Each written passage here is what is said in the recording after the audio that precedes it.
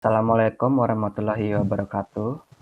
Perkenalkan, kami dari kelompok 11 mau mempresentasikan tentang laporan pemodelan konseptual dan logikal yang disusun untuk memenuhi salah satu tugas mata kuliah pemodelan basis data oleh yang pertama, Dean Haikal Susetio Putra dengan NIM 13011944406. Yang kedua ada Imade Mahadika Putra Kano dengan NIM 13012041179. Dan yang ketiga ada Eci Talita Dielizal dengan NIM 13012044490. Di sini kami akan mempresentasikan tentang IRD, merupakan sebuah konsep mendeskripsikan hubungan antara penyimpanan database yang didasarkan kepada persepsi dari sebuah dunia nyata yang terdiri dari sekumpulan objek yang disebut sebagai entity dan hubungan atau relasi antara objek-objek tersebut.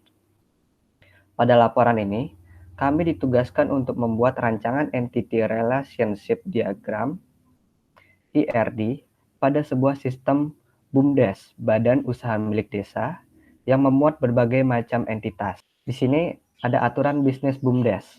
Yang pertama, hanya user terdaftar yang dapat melakukan pembelian produk dari BUMDes, sedangkan user biasa hanya bisa melihat katalog produk saja. Yang kedua, user dapat membeli banyak produk dalam satu kali transaksi. Yang ketiga, user dapat melakukan pembayaran secara tunai ataupun kredit. Yang keempat, setiap produk dikelompokkan sesuai dengan kategorinya. Yang kelima, setiap produk disuplai oleh lebih dari satu supplier dan satu supplier dapat mensuplai banyak produk. Di sini ada pemodelan konseptualnya, yang entitas dan atribut yang akan dijelaskan oleh Bang Dean. Entitas dan atribut, yang pertama itu ada nama entitasnya, user dengan tipe entitasnya entitas kuat. User ini adalah orang yang melakukan pembelian produk dari BUMDes. Dan yang kedua ada member, entitasnya kuat. Member ini adalah orang yang mendaftar untuk menjadi langganan. Yang ketiga non-member, entitasnya lemah. Non-member adalah user biasa. Yang keempat ada pembayaran, entitasnya kuat. Pembayaran ini adalah transaksi dari setiap pembelian yang ada. Yang kelima ada pembelian, entitasnya kuat. Pembelian itu adalah orang yang membeli produk. Yang keenam supplier, entitasnya kuat. Supplier ini adalah orang yang menyediakan barang-barang ke BUMDes. Yang ketujuh ada supply, entitasnya kuat. Supply ini adalah barang-barang yang sudah masuk atau yang sudah ada. Yang ke-8 produk, entitasnya kuat. Produk adalah barang yang ada untuk dibeli oleh user. Yang ke-9 ada kategori, entitasnya kuat. Kategori ini adalah golongan dari barang-barang yang ada dijual di BUMDes. Yang ke-10 katalog produk, entitasnya lemah. Katalog produk ini list barang produk yang ada. Terus entitas user, yang pertama itu ada IP address. Tipenya itu multi-valued attribute. IP address ini alamat user yang biasanya contohnya 192.168.1.1. Yang kedua ada entitas member. Entitas member ini yang pertama terdiri dari ID member, yang tipe atributnya simple attribute. Deskripsi ID member ini orang yang mendaftar untuk menjadi langganan. Terus ada nama member, tipenya itu composite attribute. Nama member ini nama orang yang menjadi langganan. Yang ketiga alamat member, tipenya itu composite attribute. Alamat member ini alamat orang yang menjadi langganan.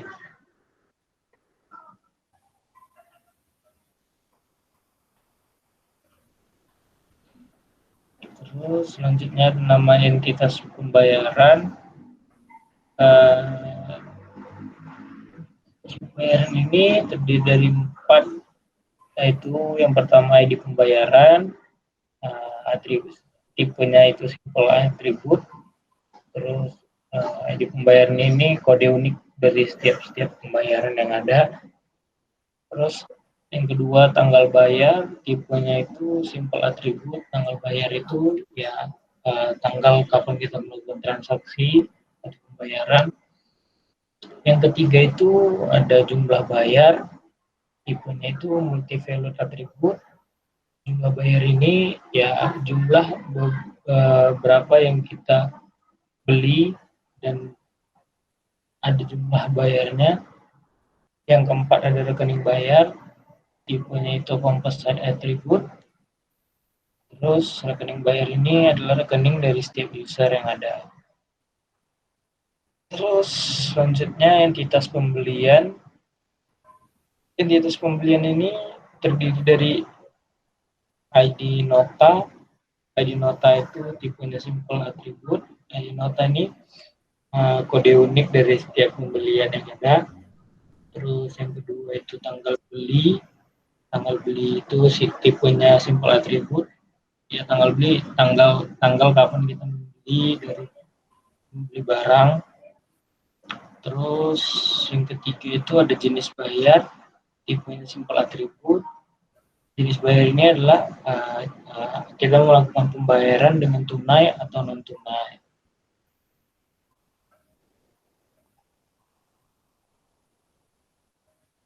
Terus selanjutnya entitas supplier. Entitas supplier itu ya ada ID suppliernya, tipenya simple attribute.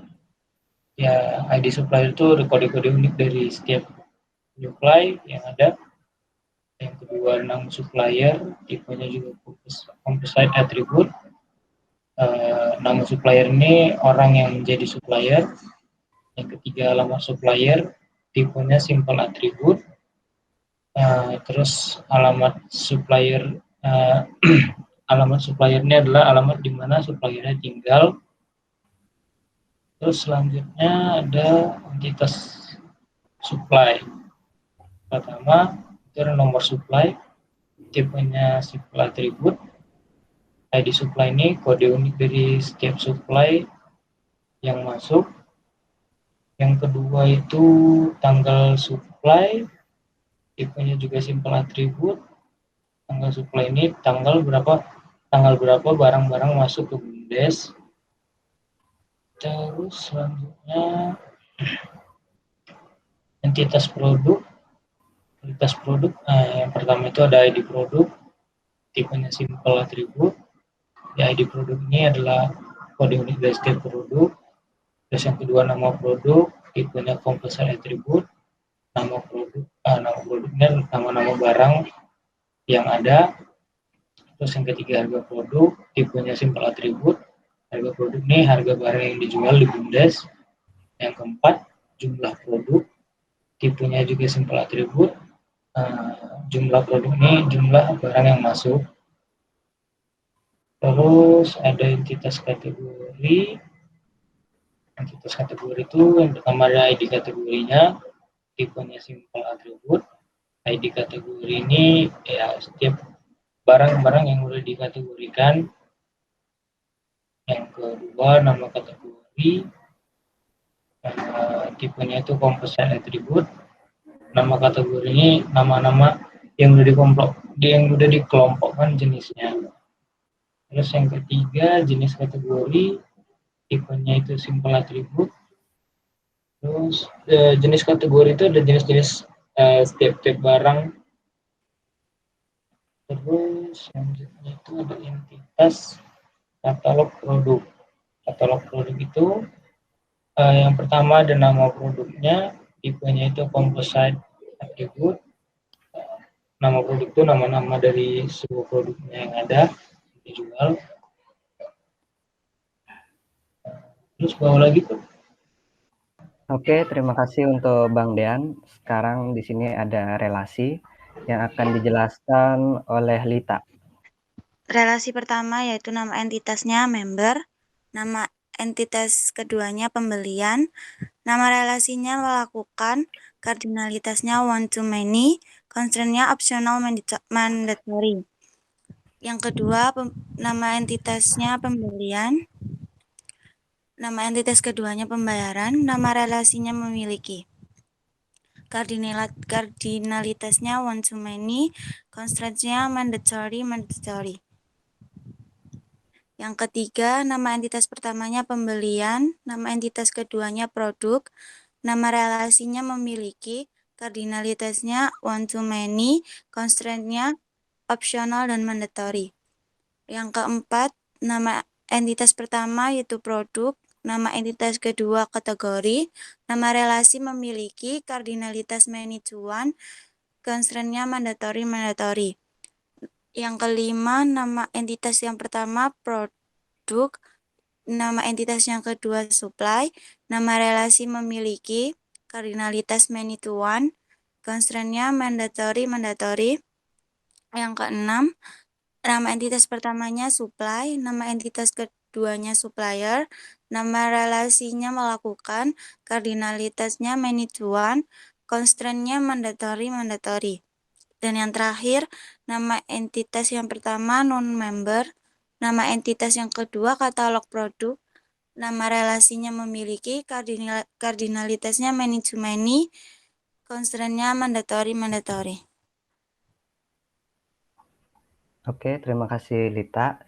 Sekarang saya akan menjelaskan tentang IR diagram. Dari yang dijelaskan oleh Bang Dean dan Lita, di sini kami sudah membuat sebuah IR diagram yang sama dengan entitas dan atribut dan juga relasi yang sudah dijelaskan sebelumnya. Di sini seperti contoh ada user yang memiliki atribut IP address yang dibagi dua menjadi non-member dan member, dan member ini memiliki atribut ID member serta nama member dan alamat member. Dan di sini juga dijelasin, member itu melakukan pembelian dengan pembelian memiliki atribut nomor nota, tanggal beli, dan jenis bayar. Setelah itu dari pembelian, ini memiliki pembayaran. Yang pembayaran tersebut memiliki atribut ID pembayaran, tanggal pembayaran, jumlah bayar, dan rekening bayar. Setelah itu, pembelian juga memiliki produk. Di sini, produk memiliki atribut ID produk, nama produk, jumlah produk, dan harga produk.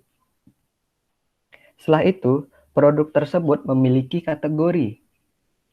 Dengan kategori, atributnya ID kategori, nama kategori, dan jenis kategori. Di sisi lain, produk juga memiliki supply. Dengan atribut supply, nomor supply, dan tanggal supply. Setelah itu, supply melakukan supplier. Supplier memiliki ID supplier, nama supplier, dan alamat supplier.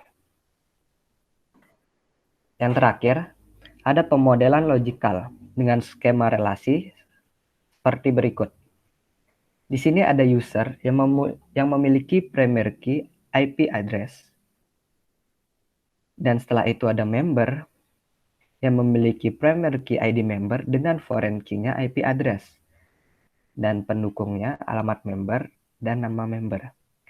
Dari member, skema relasi ke pembelian dengan mempunyai primary key, nomor nota, dan foreign key, ID member, dan pendukungnya jenis bayar dan tanggal beli. Setelah itu foreign key-nya ID produk. ID produk didapatkan dari produk. Di sini produk memiliki primary key dengan foreign key ID kategori, nama produk, jumlah produk, harga produk. Dari produk ini memiliki kategori yaitu primary key ID kategori, tetapi tidak memiliki foreign key. Hanya memiliki pendukung atribut seperti nama kategori dan jenis kategori. Di sini pembayaran memiliki primary key ID pembayaran dengan foreign key, nomor nota, jumlah bayar, rekening bayar, dan tanggal bayar yang berasal dari supplier. Nah, sebelum ke supplier, ada supply. Supply memiliki primary key nomor supply dan foreign key ID produk dan tanggal supply yang didapat dari produk. Setelah itu ada supplier. Supplier memiliki ID supplier dengan foreign key, nomor supply yang didapat oleh supply, alamat supplier, nama supplier, dengan foreign key ID pembayaran yang didapat dari pembayaran. Yang terakhir, ada katalog produk yang tidak memiliki primary key, tetapi memiliki foreign key yang berasal dari produk. Penutup. Dapat disimpulkan bahwa Entity Relationship Diagram atau ERD merupakan teknik yang digunakan untuk memodelkan kebutuhan data dari suatu organisasi pada ERD BUMDes. Ini terdapat 9 entitas, yaitu user sebagai entitas kuat, member sebagai entitas kuat, non-member sebagai entitas lemah, pembelian sebagai entitas kuat, pembayaran sebagai entitas kuat, produk sebagai entitas asosiatif, supply sebagai entitas kuat, supplier sebagai entitas kuat, dan kategori sebagai entitas lemah. Entitas ini saling berhubungan seperti user mengecek apakah dia member atau non-member. Jika member, maka user dapat melakukan pembelian, memiliki pembayaran, dan memiliki produk. Lalu melakukan supply atau penawaran, dari situ akan diteruskan ke supplier, dan di produk kita bisa memilih kategori barang. Sekian presentasi dari kelompok 11. Kurang lebihnya mohon dimaafkan. Terima kasih. Assalamualaikum warahmatullahi wabarakatuh.